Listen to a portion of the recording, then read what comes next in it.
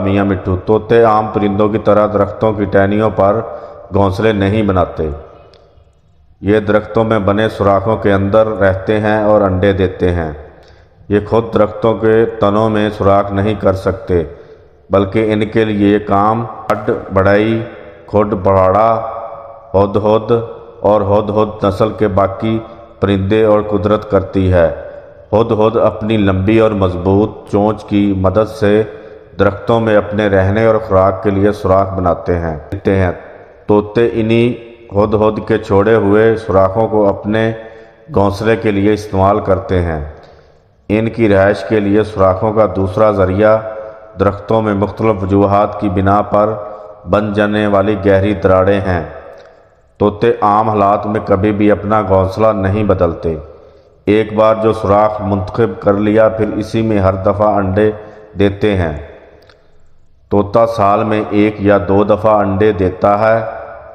तोते साल में 1 या 2 दफ़ा अंडे देते हैं। एक दफ़ा में अंडों की तादाद 2 से 4 तक होती है, जिनसे 22 से 24 दिनों में बच्चे निकल आते हैं। बच्चे तकरीबन 1.5 महीने के बाद सुराख से निकलकर उड़ने के काबिल हो जाते हैं। इसके बाद 2-3 महीनों तक ये माँ के साथ ही रहते हैं और ज़िंदगी गुजारने की महारतें सीखते हैं। तोते का बच्चा 3 साल की उम्र में जवान होता है। के मुकामी आम तोते की उम्र 30 से 50 साल तक हो सकती है। तोते का शुमार हलार परिंदों में नहीं होता, ना ही खुराक के लिए इसे शिकार किया जाता है। फिर भी इसके मादूम होने की क्या वजह है? इस सवाल का जवाब इतना भी कुछ मुश्किल नहीं। आइए कोशिश करते हैं तफसील से समझने की। 1990 से पहले तक तोता बड़ी तादाद में पाया जाता था, मगर 30 साल के मुख्तसर अरसे में इनकी आबादी कम होकर खात्मे के करीब पहुंच चुकी है। तोता, जिसे हर घर में प्यार से मियाँ मिट्ठू बुलाया जाता था, आज इसकी नस्ल के खात्मे का एहसास होता किसी में नहीं दिखाई देता।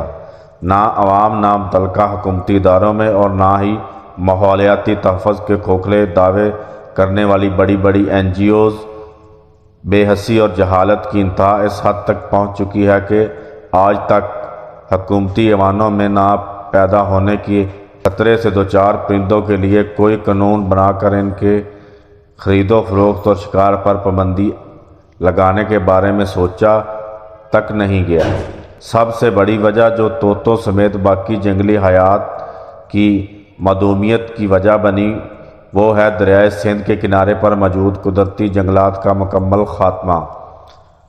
1992 में ये जंगलात मुकम्मल तौर पर मुख्तलिफ डाकुओं के गिरोहों का ठिकाना बन गए थे। बात इतनी बड़ी कि फ़ौज तलब करना पड़ी।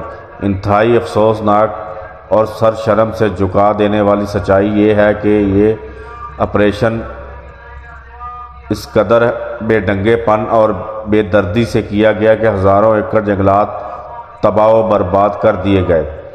जंगली हयात और माहौल को नाकाबिले तलाफ़ी नुकसान पहुँचा, और ना ही किसी भी हुकूमत को इस बात का ज़रा बराबर भी एहसास हुआ कि इस नुकसान अजीम की कुछ तलाफ़ी की जाए। दोबारा से इन जंगलात को उगाने की मुहिम और रेपाटाइज की नस्लों को तहफ़्फ़ुज़ फराहम किया जाए, ताकि इनके बगैर अपने इन इलाकों पर छाई इस मनूसियत और खालीपन से छुटकारा मिले। दूसरी वजह अवाम में माहौलियाती शऊर ना होना है।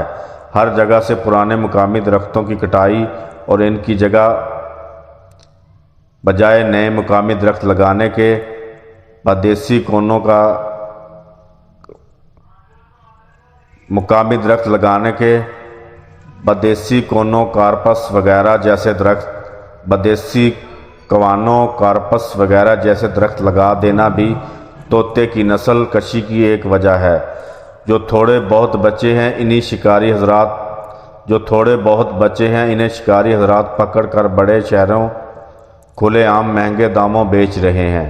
जंगली हयात और माहौल के तहफ़्फ़ुज़ के हवाले से ये कौम और इसके हुक्मरान अभी तक तो गफलत की नींद सो रहे हैं। सभी को चाहिए कि अपने घरों से शुरू करें और दरख्त लगाएं, जानवरों को तहफ़्फ़ुज़ दें। शिकार या शौक़ की खातिर इन्हें मारने की انہیں مارنے کی حوصلہ شکنی کریں، اپنے بچوں کو جنگلی حیات کے تحفظ اور ان کی اہمیت سے آگاہ کریں۔